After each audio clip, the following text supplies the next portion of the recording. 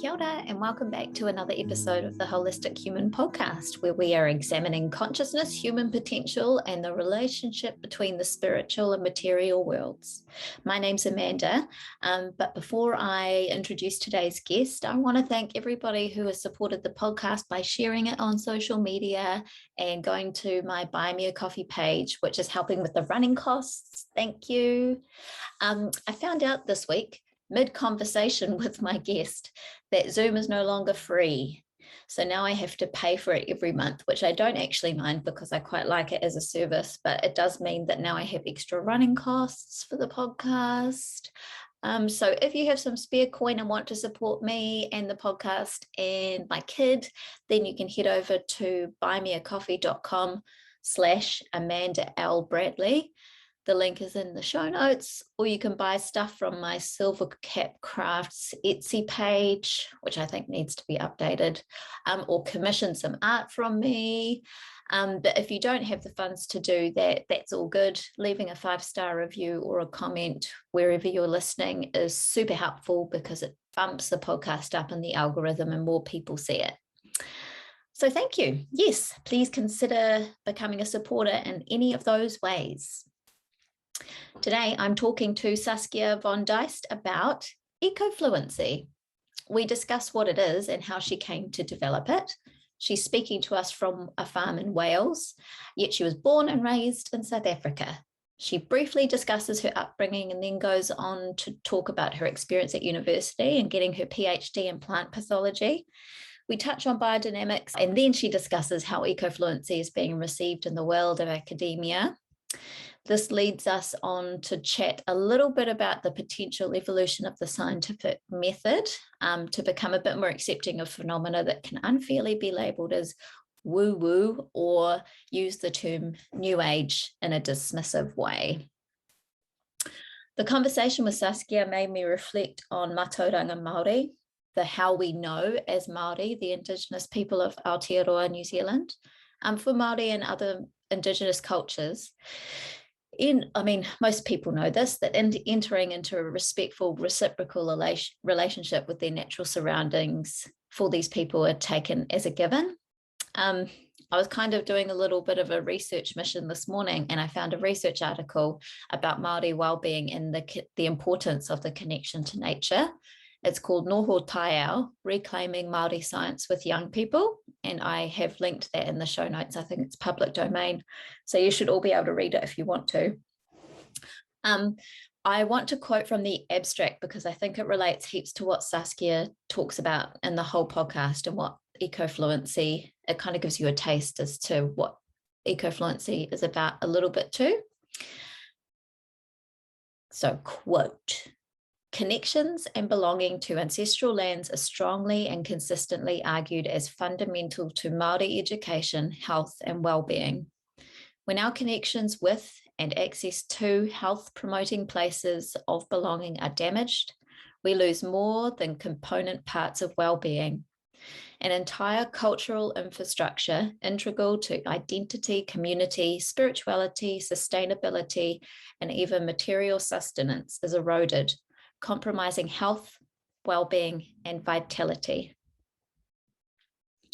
And I wanted to share this because I don't think this relates just to Māori, although I think it's important that we have lots of research and light shown on the importance of this for Māori, but I think this relates to everyone. I think most people would agree that when our disconnection from nature becomes more and more disconnected, our well-being zooms down, not only like our own personal well-being, but the well-being of community. It's just not a great thing. But there are actually many roads and many paths that are leading us back into a communion with nature. In Aotearoa, New Zealand, I think it's becoming more commonplace for us to speak about the actual reality in building relationship with place. And I think that that's becoming more and more common conversation around the world. But I invite you to listen to an open mind to the pathway Saskia is offering through Ecofluency. She does courses and writes about things online. She's done a few research articles, and she's got lots of information on her website, which is ecofluency.org. So go check that out. Follow her on Instagram at Ecofluency. And yeah, follow me on Instagram too, holistic_human_Aotearoa. Links to everything I've talked about are in the show notes. I hope you enjoy the conversation. I really liked it. And yeah, go support Saskia and do one of her courses if you can. It'll be rad. All right, go well. Kia ora and a warm welcome to Saskia, who has come to talk to the Holistic Human audience and myself about Ecofluency. Welcome, Saskia. Thank you, Amanda. Thank you for having me on your podcast series. Yes, no, I've been following your work for a while. I've had the pleasure of interacting with you via Harvest magazine, which is the biodynamic publication here in Aotearoa, New Zealand, and Saskia has very generously contributed a few articles to the past few issues. So people who read Harvest magazine will probably recognize your name. And I also know a few people who have been doing some of your courses. There's Katrina over at Blue Borage and a few other people that really get a lot out of your work. And I think in these trying times, finding different streams and different ways to connect with nature and just the world around us is really important. And so it's great to hear from different people at different parts of the world, coming from different perspectives, finding like different lenses in to what it is that we need. And so, yes, I've kind of had it in the back of my mind to ask you to be on the podcast for a while, and the planets have aligned, and here we are. So thank you so much for being here today. Thank you so much. And to just also clarify, I think I only did one article for the December issue of Harvest magazine last year. Oh yes, but we used one. I think we've used one of your research. We republished one of your research articles. Oh, wonderful! I didn't know that. Yes, yeah, Cool. Yeah, one of your research articles, which was really good. And I think it's really important with these kinds of things, being in academia myself, but also being extremely in touch with my spiritual practice. I really enjoy meeting people who have they have a background in academia as well. Not that it's necessary, but I really appreciate that kind of thought stream alongside a more spiritual thought stream. It's amazing. So yeah. Maybe it helps to make a more holistic human, to have both sort of at least these two sides of us exercised and expanded on. I think so. So did you want to say anything before I get into the questions that I have for you today?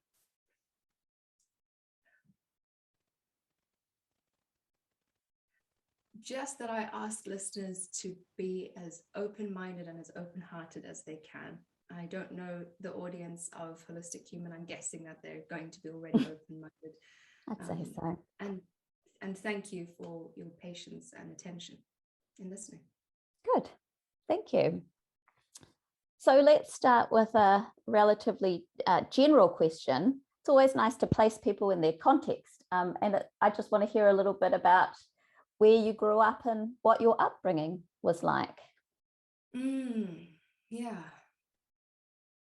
Well, firstly, I'll say that I'm actually living currently in the UK, in Wales, on an off-grid farm, and I resonate very much with the cultural tradition. And so now, today, supposedly is a highlight or a high point in the Beltane Festival. So this is a movable feast that is the halfway point between spring equinox and summer solstice. So for all of those who celebrate Beltane blessings. So I was born on spring equinox, which is September in the Southern Hemisphere, in Johannesburg in South Africa. And those are the historic lands of the diverse Tswana people. And most people, when they look at me, assume that I'm white if they don't know my background. But like comedian Trevor Noah says, I was born a crime. Well, he says it about himself. I say that about myself because it was during apartheid. So I am the firstborn mixed race child of a German Protestant raised father with parents from a relatively noble background, apparently, and a South African Indian Muslim raised mother from a less fortunate background. And at the time of recording this interview with you, Amanda, it is the festival of Eid. So that marks the end of the fasting month of Ramadan. So I wish all the Muslim listeners Eid Mubarak. And I'm not a practicing Muslim. I respect the religion and the spiritual tradition of my heritage, but I sometimes when I remember certain festivals, I find it appropriate to acknowledge them. So my parents came from very vast cultural backgrounds and personal and educational differences. And I realized that that had a huge impact on my upbringing and my way of thinking, which will strongly influence also my personal development path and my work with nature, including humans and including human ancestors. So I speak a little bit about this in a recent interview I did with somebody who's done a few of my Ecofluency courses, Alexandra Shevina. So she does a podcast, a YouTube series called Ancestral Conversations. So I'm not going to repeat too much of what's fresh in my mind from that interview, but what I'll say is that because New Zealand, like South Africa, is a country that has been colonized by European people, it feels necessary to mention that I'm fully aware what that brings, and also coming from parents with very different backgrounds. One could say that I'm not only healing the sort of eco-socio-cultural rift in myself, between myself and the rest of nature, other than human nature, but also within myself and other humans, which is really where the work of Ecofluency starts. So I personally experienced racism from all angles, within myself, against myself, within and against my family. That's made me really strongly committed to healing the internal and the ancestral and the socio-cultural damage that privilege, whether it's white, economic, or class-based, has caused on the world, including also the damage that sexism and racism has caused in the world. So that is a little bit about my background that kind of sets the scene for why I already feel quite different to many other people, coming from maybe more, I don't know, can I say this, clear-cut or conventional backgrounds? It feels, yeah. That sounds about more straightforward, or easy to describe backgrounds maybe. Yeah, and I do recognize that it's actually a huge gift. I mean, on some level, one could say that I've chosen this path before I was born, in a way. Yeah, thank you. So did you live all your childhood in South Africa? Are your parents still over there? Yeah, my parents are still there. They live now in the Western Cape. So that's the province in the most southwest part of South Africa, where Cape Town is based. And we grew up, actually, I grew up in Stellenbosch, which is university town. So Stellenbosch University is also where I studied, where I did my PhD. And they live nearby there, but I moved to this country for a relationship. Very good. So I guess what was it in your younger period of your life that led you to study or pursue your doctorate in plant pathology? Where did that come from? Child, as a child, I always loved the mystery of nature. I was fascinated by what might exist in the world, but still remain invisible to human eyes. You know, things that we can't see. Like as a child, I would think of fairies, and then later I would, realize that there were things like microbes. Yeah. And already by the age of 12, I'd written a fairy novel, but had never thought of publishing it because I thought nobody would be interested in it, in my stories, and apparently fairies didn't exist. And then soon after that, the magic of Harry Potter came to South Africa. But by then, my worldview had been scrubbed of all that nonsense and has been safely cemented in reality. So my dream was to become a scientist, because then I could systematically explore the microbial world and make a tangible difference to humanity and the rest of nature. So at first I wanted to be a doctor, because I believed that that would be the most impactful way of making a difference in the world. You know, that's where people traditionally think of healing, is you go to healthcare, to doctor, to be a doctor or nurse or a dietitian. And I was accepted for that course, but just before the classes started, I had a realization that health starts in the soil. You know, that's really where everything starts, also from a microbial perspective. So I changed my degree to soil science. But then about 2 years into my undergraduate degree, the way that it was taught was just simply too dry. And so I followed my interest in microbes and focused on plant pathology, which is the study of plant diseases. Because about half of the food produced worldwide is lost to microbial and insect damage, microbes being fungi and bacteria and viruses and protozoa and a number of other very minute creatures. And the amount of chemicals used to prevent or control these beings on food crops is insane. So I wanted to find a way of reducing the use and the impact of these chemicals on soil and on food and on humans, whilst also reducing the yield losses, so that you're not putting all this effort into producing food and then supposedly losing it. I mean, you're still feeding life, but it's just not the human life that it was grown to feed. And so obviously, you know, this the narrative of like save the world, feed the world, help address poverty, that was my aim at first. And that's always been an underlying driving force since I was a child, you know, this wanting to look after what felt so precious and so delicate. But obviously I soon realized in my PhD I wasn't going to save the world with my research, but I finished it anyway. And I used to joke that the spores of the fungus, Venturion equalis, which causes apple scab, when I looked under the microscope at the spores, they looked like fairy tears to me. So fairies. They look like what? Fairies? Fairy tears. Oh, right. They're so tiny and they look like tiny droplets. Yeah. So fairies really never left my mind. And 2 weeks ago, it was the 8-year anniversary of my PhD graduation. Congratulations. Thank you. But achieving a PhD was a massive milestone in my life, but my life goals really changed very dramatically during my PhD. When I first heard of interspecies communication, I was skeptical, thankfully not cynical. And about a year after I heard about that, in late 2013, I attended my first workshop with Anna Breitenbach, who is a very well-known animal communicator worldwide. There's a documentary called The Animal Communicator, made about her work, and I was fortunate enough to attend this workshop about 6 months before the documentary came out, because it went viral, and then she became really popular, and it was difficult to get onto workshops with her later. And many people will remember the last few minutes of the documentary where she communicates with a black leopard who initially was called Diablo, and whose behavior changes almost immediately that afternoon after she communicates with him, and he tells her that he wants to be renamed Spirit.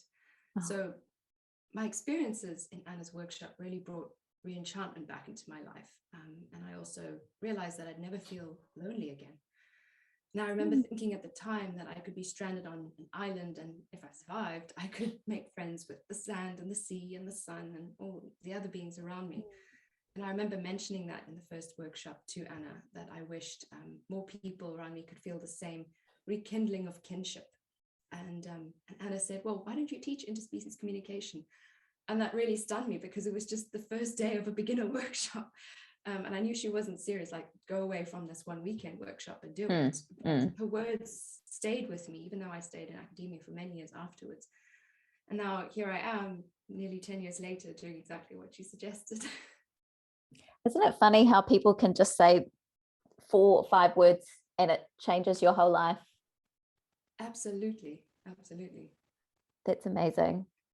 So what was your actual research question? Just curious. What were you? So I was working on integrated management of apple scab. Oh, right. So that is a fungus that causes superficial damage on apples. And so it doesn't cause any internal damage, but because people don't know what it looks like, if it's really severe, it can even deform the apple. It causes yield losses in orchards. But the main thing is that the South African fruit industry is export driven. So it means that those cosmetic damage can mean an entire consignment gets rejected. and the value of that crop, if you have to sell it on the local market, is like 10 times less. Yeah. So it was about finding a way of managing the fungal populations, the disease incidence and the severity in the apple orchards, but using fewer fungicidal sprays, because obviously you have maximum residue levels that are important to make sure you stay under for export markets. And so my work was looking at not optimizing fungicide use, but actually looking at cultural control methods in orchards to see how could you manage the breaking the cycle of the disease.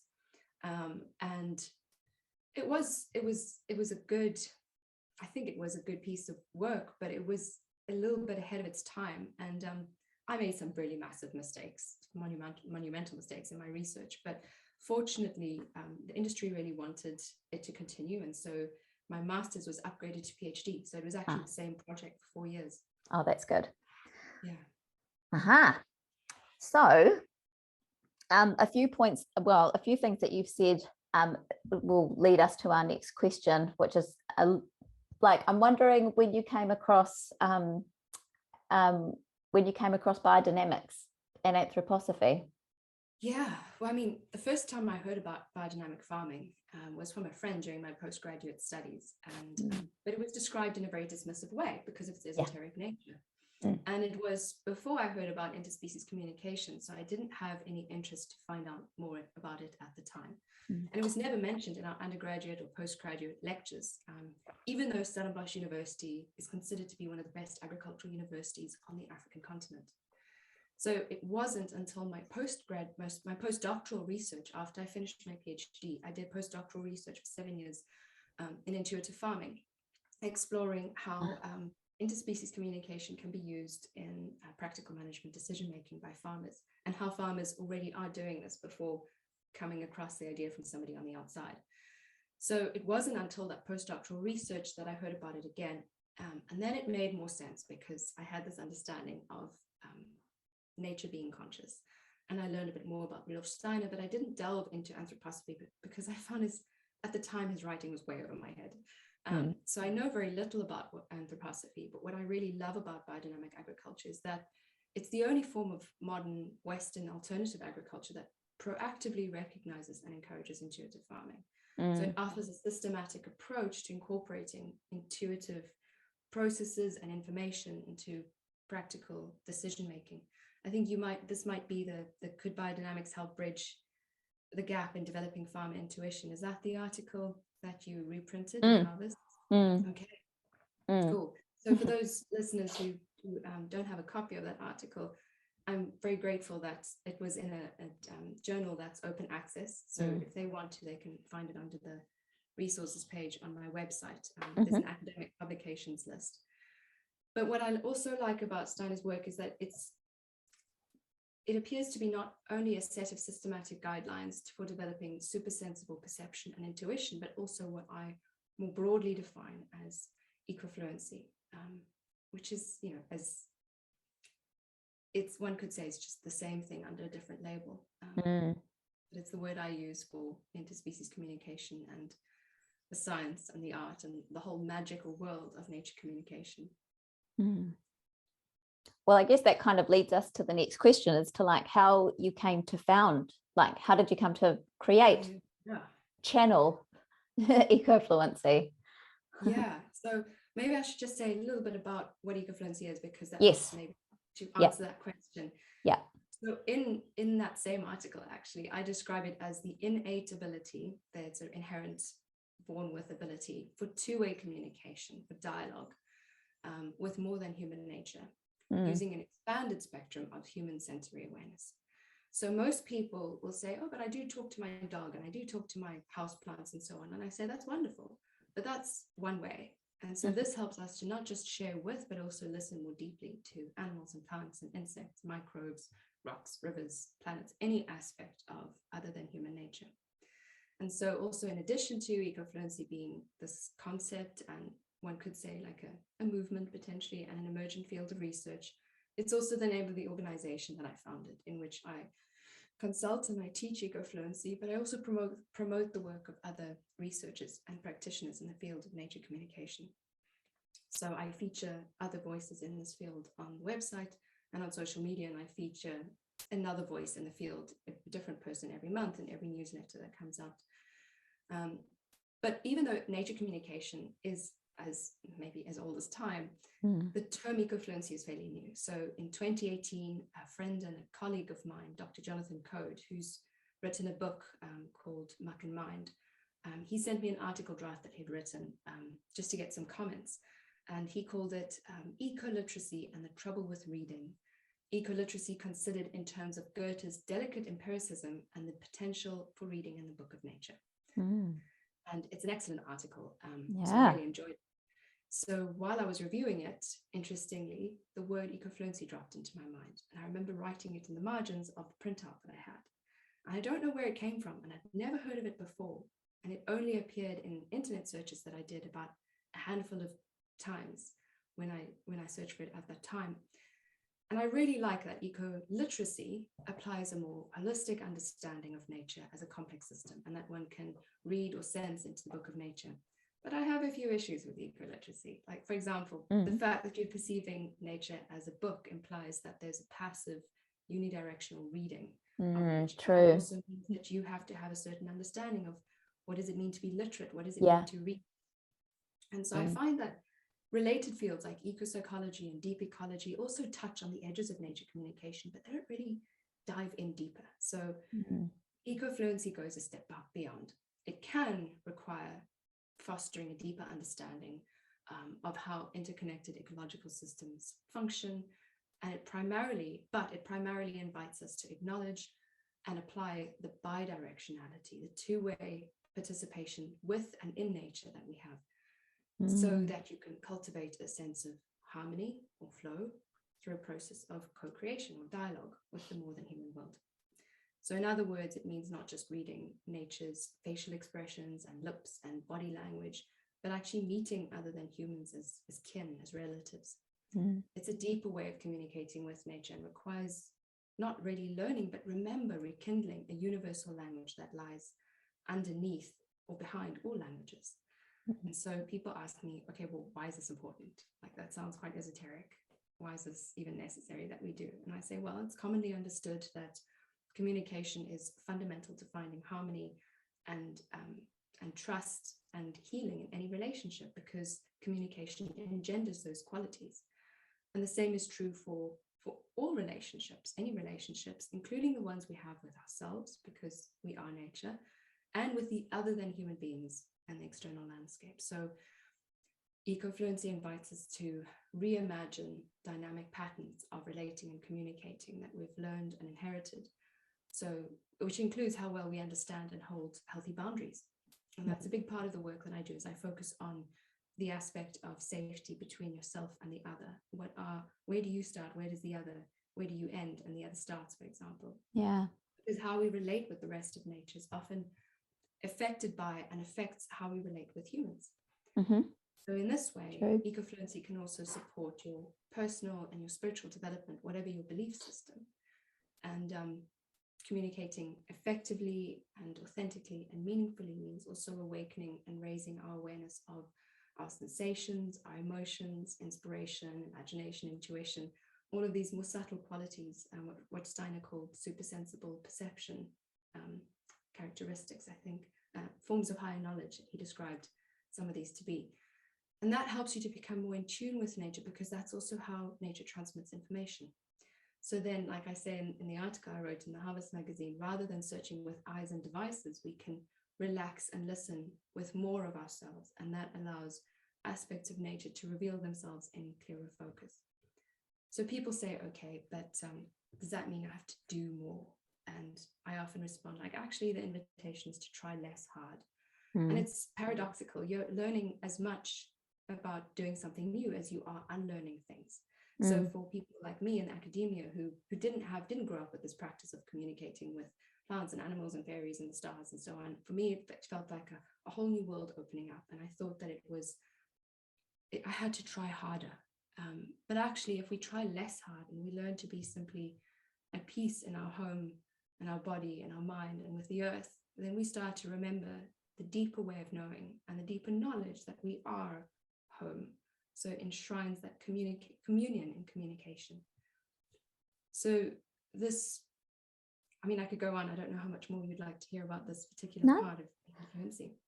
It reminds me about just the Maori way of being. So the Maori, just the other than human, are just considered brothers and sisters, and all of the myths and legends and everything is just all about how the water, the forest, everything is just our brother and sister. And we've even, like, you might have heard of it, but our Wanganui River has the legal status of a person. It's an actual, because it's a being, well, legal status of a being, but it's very much integrated, and there's no trying or anything. It's just a way of being. And lots of like Maori health initiatives and well-being is just, a lot of it's bringing people back to the land, back to the connection with, of course, iwi, their family and their community, but it's just who we are. We are part of this, and lots of us have forgotten, especially people in the West who have gone so much into their heads. Just really need to be guided back to this practice. Do you know what I mean? Absolutely. So it's just great hearing it from somebody else's perspective, from a completely different culture, saying the same thing. Absolutely. It's something that many Indigenous cultures for millennia, modern and ancient, have described this as being totally normal. It's only really recently that we've had this crazy shift. And so Ecofluency invites that shift backward, not backward, but broadening, to expand our worldview and recognize that not only is everything interconnected, that sort of mainstream science is starting to recognize, but that everyone is conscious and can be related with. So you're not talking about everything, but rather everyone. And totally. I love what one of my teachers, Dr. Daniel Fuhr, he says that the psyche has never been only human, which is, it touches exactly on the point of what you were describing with Maori, is this recognition of the agency, the personhood, the individuality of all of nature. And that when I talk about nature, I should clarify actually that people think of nature as being other life on this earth. But nature, in my perspective and in my experience, includes the earth, but is also more than the earth. So that includes everything in the cosmos. It includes things that are seen and are unseen, includes our ancestors, includes ourselves, because we're nature too. And so, the fact that we are nature is actually good news, because it means that all of us can do this.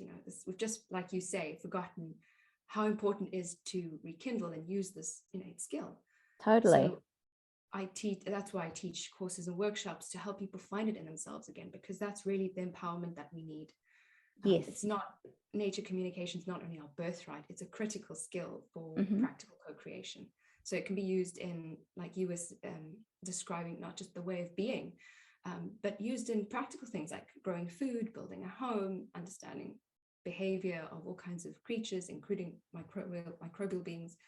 You can learn about new medicinal properties in plants and deepen your relationship with landscapes, so that you're growing beyond resilience. It's not just a matter of keeping a status quo, you're able to really thrive. And so in this way, Ecofluency and all aspects of nature communication is really a vital resource. So totally. That brings you healthier, happier, more abundant, more enchanted lives as holistic humans. Indeed. So let's move on. I'm interested to know how Ecofluency is being received in academia. If it's in that sphere yet, or anyway, just your experiences with that. As a word, only in the articles that I've written. And I found that in general, when you're talking about telepathic interspecies communication or nature communication, it's still considered new age. And Dan Kulik wrote an article in 2017, literally writing that it's new age. And then other researchers like Deborah Erickson, who's done fantastic work in how nature interspecies communication with horses, between horses and war veterans, has made a big difference. And she says that, like, it's still sad that it's being so dismissed, despite the fact that it's supported by a century of scientific evidence, as well as a huge wealth of grey literature and anecdotal evidence. And I found that mainstream peer-reviewed scientific journals don't want to be associated with anything to do with this, even though, you know, they don't understand it, but they're just not even willing to accept that it might even be real. And I write about this quite a bit in a chapter I wrote for an academic book that was edited by my former postdoctoral supervisor, Dr. Julia Wright. And the book is called Subtle Agroecologies, Farming with the Hidden Half of Nature. And this chapter that I wrote is called Intuitive Farming, Heart-Based Decisions for Harmony in Agricultural Ecosystems. And that's also it's open access and also on the website under resources. Oh, but what is so interesting in all of this is that essentially ecofluency, or even if you want to just name it, nature communication, requires an epistemological shift that is fundamentally at odds with the worldview of many mainstream natural scientists. So just to pause for a moment and be like, okay, well, what is epistemology? I was going to say, could you please explain that for people who don't know? Okay, so these are words that are used, I mean, they're just fancy words for saying worldview, but really ontology is how you believe the world to be, how you perceive reality. And epistemology is how you believe the world can be known. And then something like methodology is what methods do you apply to get to know the world.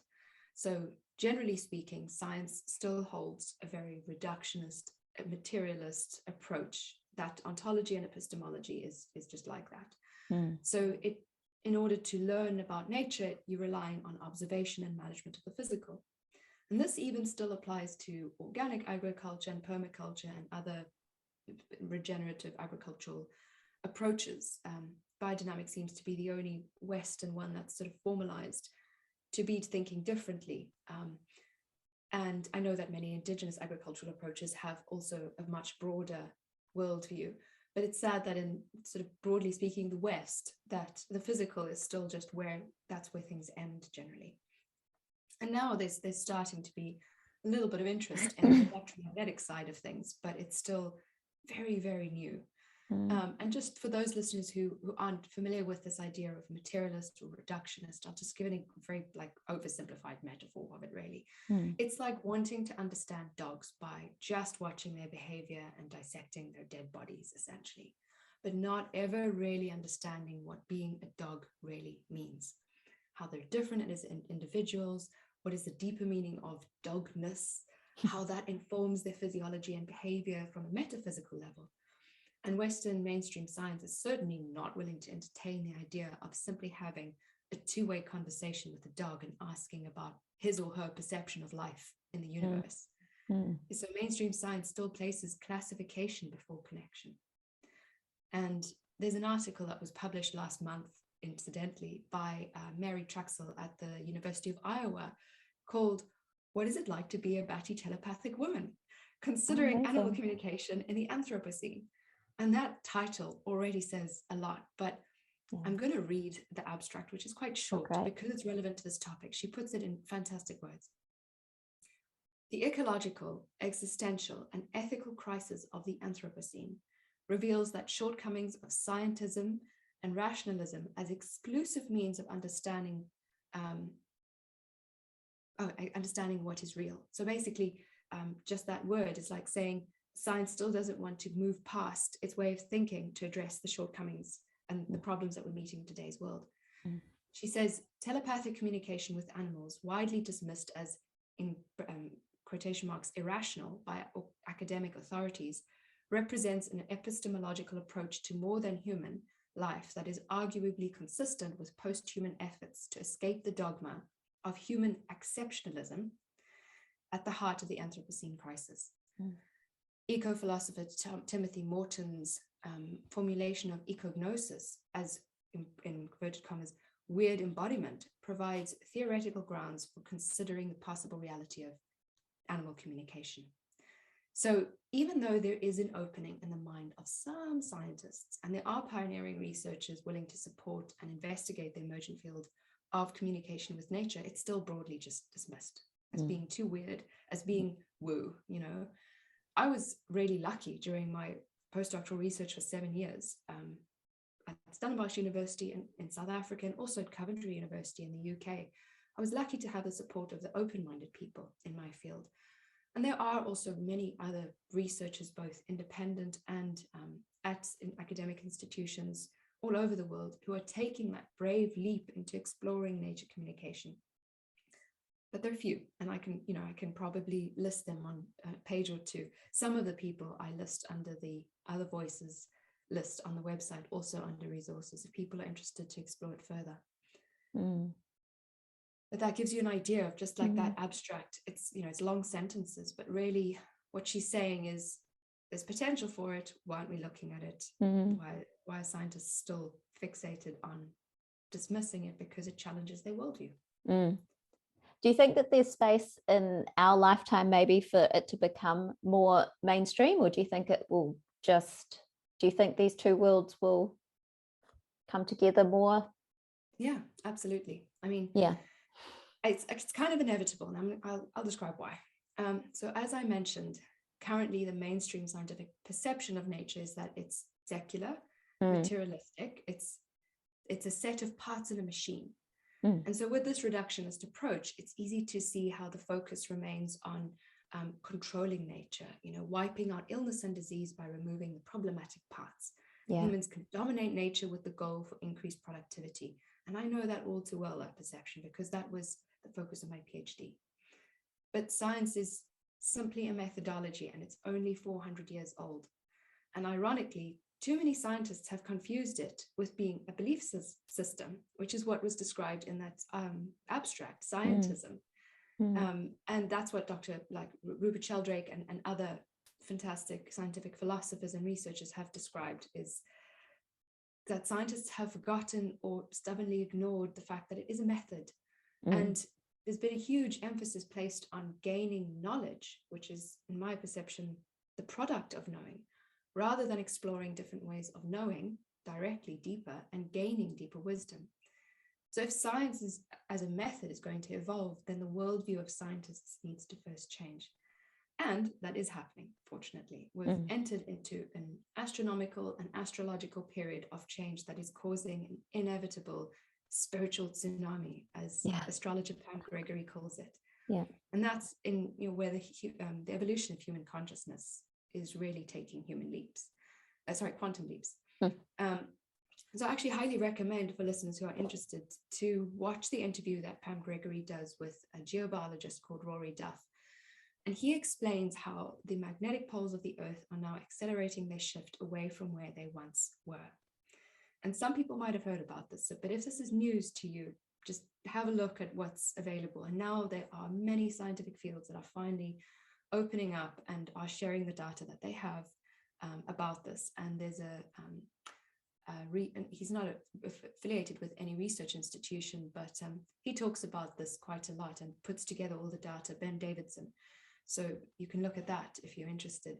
But what that means with these magnetic poles shifting is that there's a weakening in the Earth's electromagnetic shields against solar and cosmic radiation. That's coinciding with the weakening of the electromagnetic shields of the solar system and the galaxy as it moves through what's known as a galactic current sheet. So we're actually now seeing a massive increase in exposure to solar and cosmic radiation. And there's also been a massive increase in the number of solar flares happening in the last few years. And true. Apparently something like this year alone, we're going to experience over 1,000. That's like 3 a day. That's insane on average.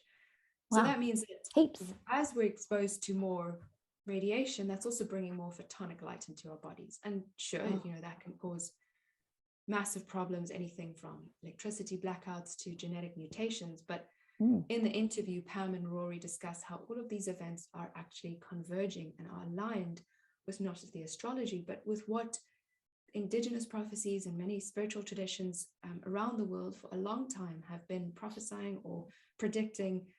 And arguably, because we already produce biophotons in our DNA, and this is something that is recognized by mainstream science, I would say that being exposed to more photonic light is not necessarily a bad thing. And when I tuned in recently to this deeper wisdom of nature through my spirit team, my guardians, guides, allies, I asked, what is the message I need to be aware of regarding this bombardment of photonic light and gamma radiation that we're experiencing? And the message I got was, be brave. there's no need to rage against the dying of the light. Instead, you're being invited to gracefully step into the light and become the light. Move gently and we'll take care of you. So with such cosmic level shifts exerting their forces on the human psyche, I say it's very likely that we will see a broadening of the scientific worldview to encompass what has been the worldview of many indigenous cultures and spiritual traditions for millennia. It's not a going backwards. It's a broadening of saying that is our history. That's been our way of thinking that is far more in harmony for a very long time. And that's a worldview that says nature is not just complex and holistic, governed by rhythms and cycles beyond human control, but all of nature is animated by spirit. Every being has sentience and consciousness. We can communicate with them. We can co-create with them. There's a focus on health and wellness rather than disease and illness and wiping it out. And if you're focusing on health and wellness, then you can really strive for balance and harmony. And so that's how I perceive spirituality to be inevitably becoming a part of science. I don't know, what the timeline is for that, but I'm seeing an acceleration in the number of people simply being interested in my work, in my courses, my workshops. I have academics coming to them and actually being more open-minded than they would have been 5-10 years ago. Right. Hey, this might be a what's the word? A silly question, but what's a biophoton? That's a good question. I'm not a scientist, so these things are new to me. Okay, I didn't explain. Sorry. So a biophoton is you could call it like a particle of light. I don't know if it is a particle of light. It doesn't have any heat. I can't remember the exact definition of it, but it's light that is produced within our bodies, in our DNA. Oh.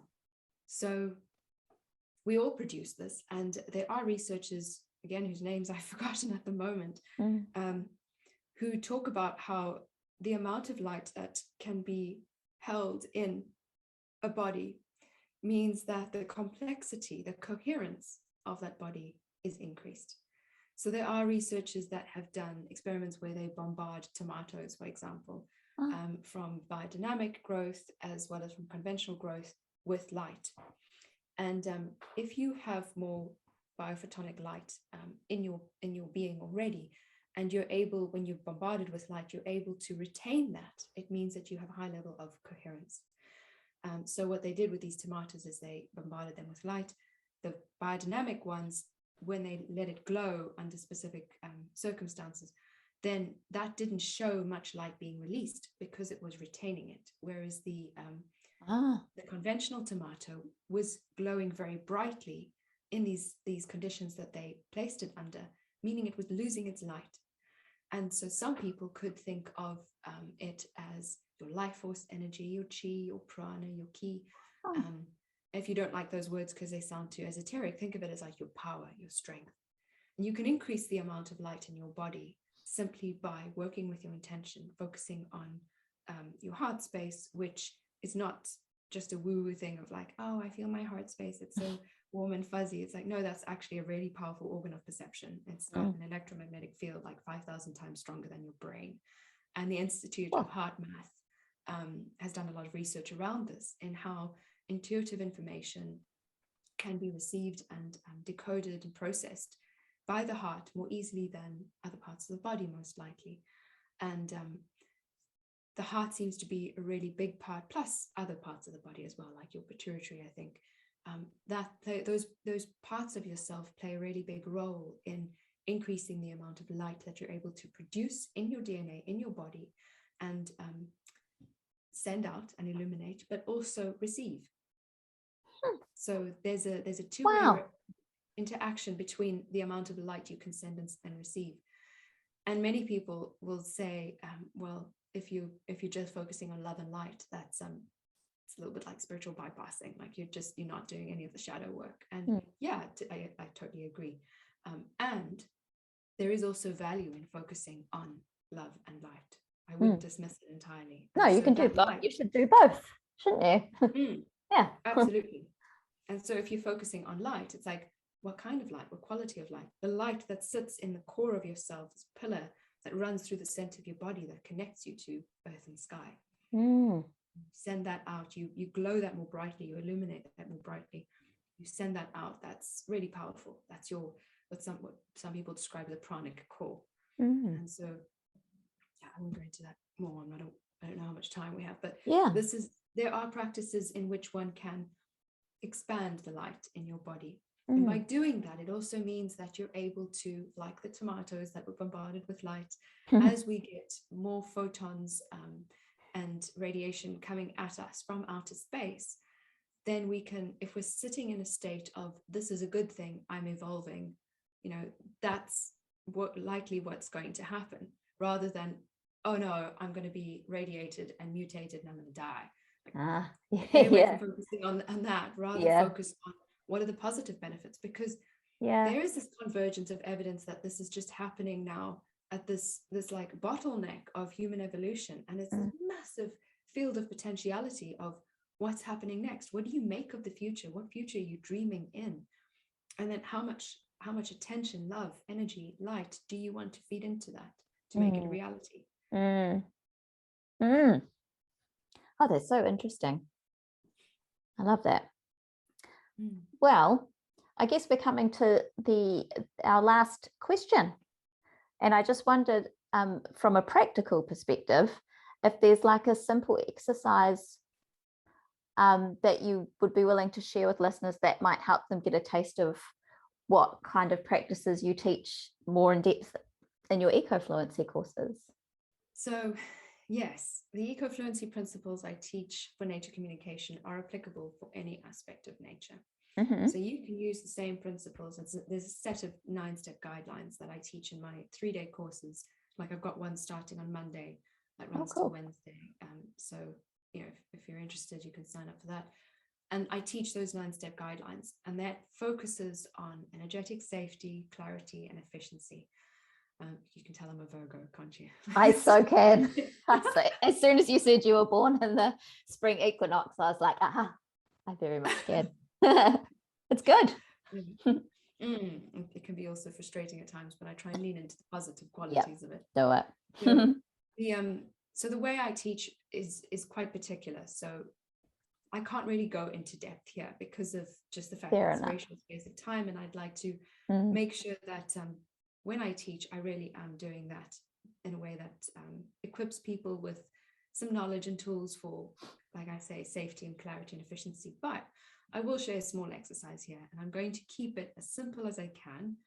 And it's going to be more of an embodied exercise, because that's where the language of nature is also transmitting information to our bodies. So people listening afterwards can treat this like a little audio guided exercise if they want. And I invite you to, wherever you live, go and find a tree or even a plant. If you don't have trees in your area, look for a plant. It can be even a house plant. If you're not really into plants and trees, that's fine. Just try this exercise anyway once with an open mind and see what happens. And you can even do it without focusing on trees and plants, because the first part of the exercise can stand alone. So I invite you to put your phone off or on flight mode, not just on silent, so that you're able to focus more easily. And so sit comfortably wherever you are and close your eyes and start to breathe more slowly and more deeply. And as you exhale, empty your lungs as much as possible, letting go of the old. And when you inhale, relax your belly so that your diaphragm can pull down and your lungs can fully fill with fresh air, welcoming in the new.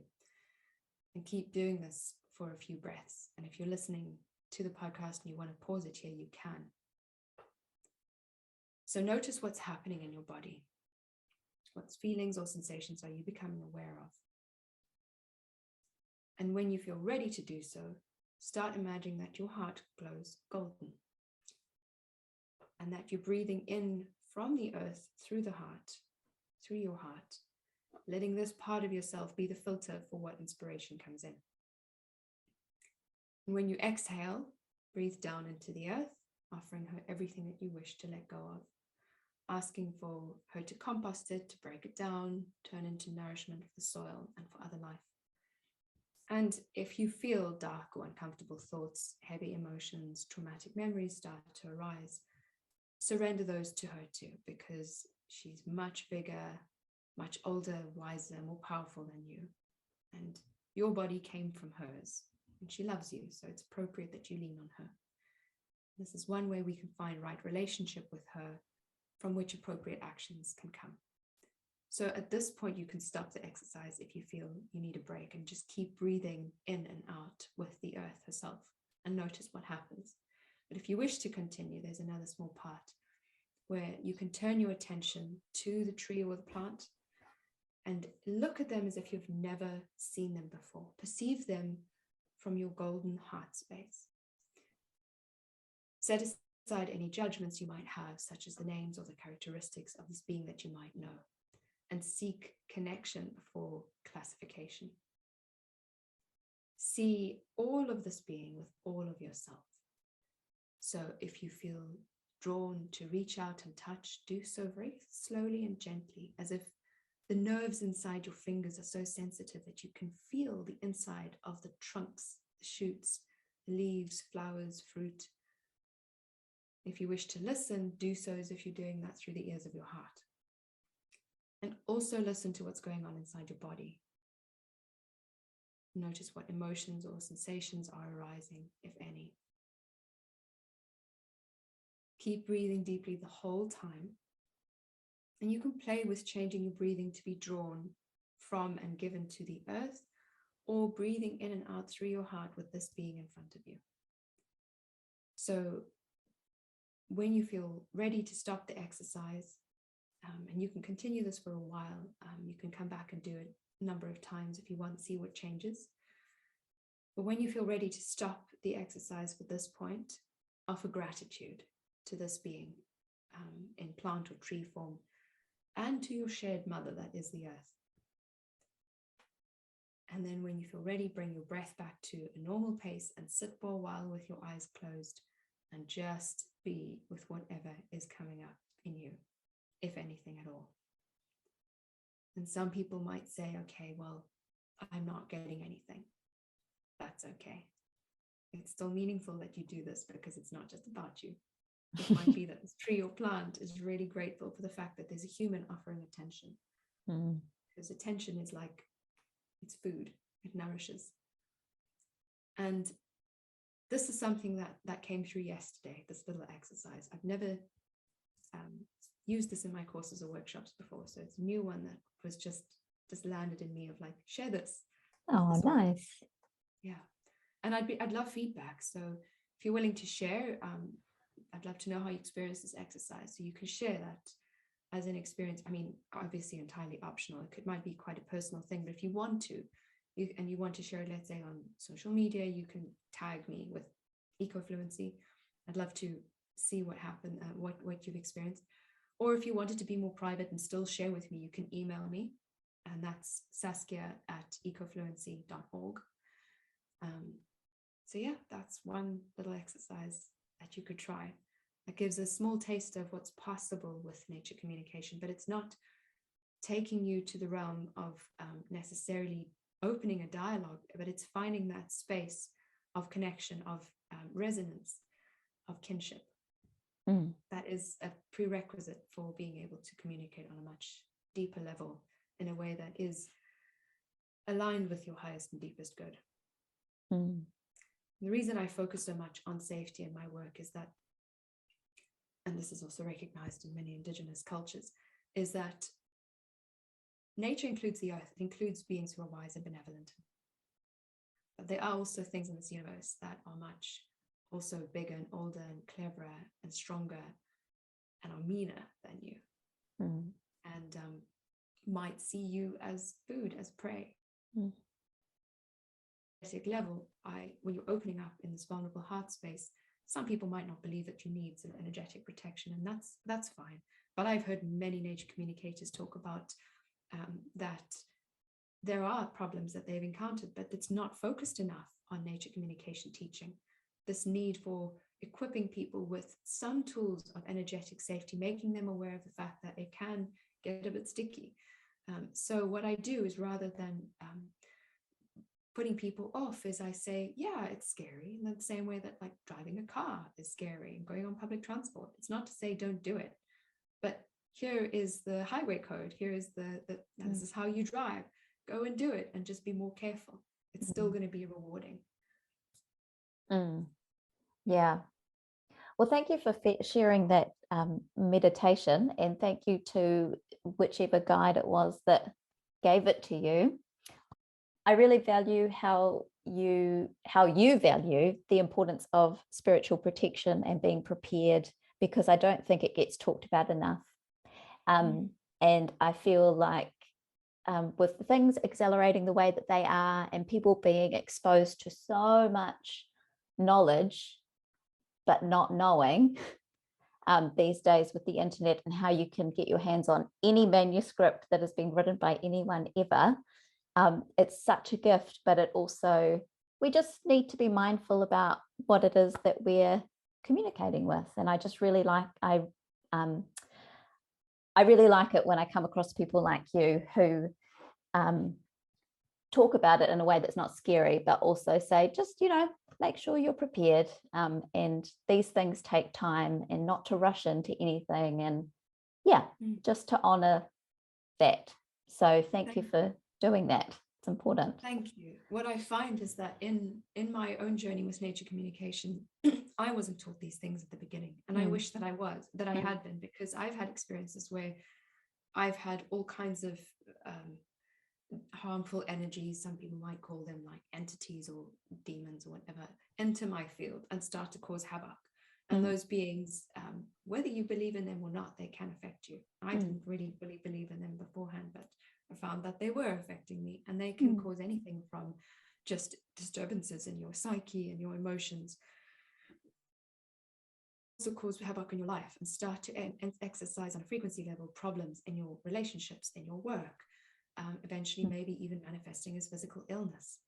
And I now do some work after having had some training with teachers of mine in what they call the way of the warrior healer. I've learned some psychic clearing techniques, and that makes a big difference in keeping your energy field clear, so that whatever messages are coming through don't get distorted, so that you are receiving the messages from whom you wish to communicate in a clear way, in a meaningful way that is helpful, is aligned with what you need to hear. And I would say that, some people say, okay, but I don't really want to believe that I need protection. If I keep focusing on my heart and I'm aligned and I'm centered, like surely that's enough. Maybe, but I don't know that many people that are that advanced, that they are so transparent to the energies that nothing gets stuck in their field. And our wounds, our traumas, our any kinds of karmic problems as well can, we're very complex ecosystems as beings. And so there's all kinds of entry points, doorways for these beings to enter into our field, and then to